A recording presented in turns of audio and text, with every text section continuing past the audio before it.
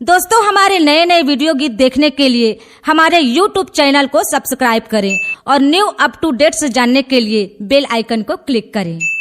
अरे जाने वाली काहे बताना? भारी स्मार्ट पीसी दिखत है जी। तो तोला का हुआ थे? अरे अच्छा दिखत है, टनाटन लगत है, तेकर ले तो कथो काय कहत?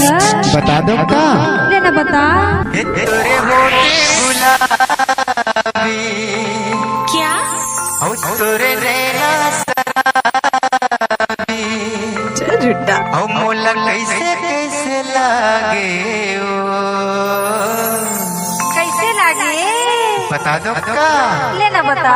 सनसनानन साय साय साय साय सनसनानन साय साय साय साय सनसनानन साय साय साय साय सनसनानन साय साय साय तोरे होठे गुलाबी तोरे नैना शराबी होठे गुलाबी तोरे नैना शराबी हे मोला कैसे कैसे लागे धक धका सी लागे थाय थाय थाय थाय धक धका सी लागे थाय थाय थाय थाय सनसनानन साय साय साय साय सनसनानन साय साय साय साय पत पत कनिया लचके तू लचके से बुझिया की दुनिया मसरू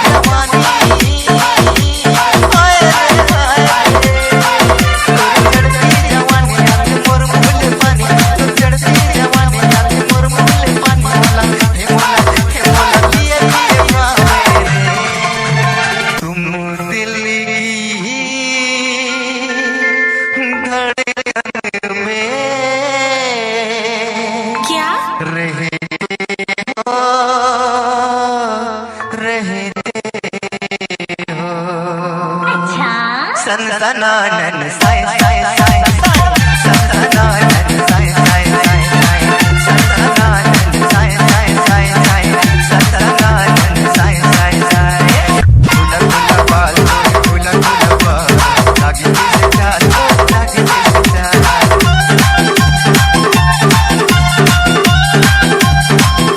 फूला फूला बाल फूला फूला बाल लागी जैसे चाल लागी जैसे चाल ओके तोला सतरा रे हाय हाय ओके तोला सतरा हरी खतरा ओके तोला सतरा हरी खतरा मोला हे मोला छुए छुए खावे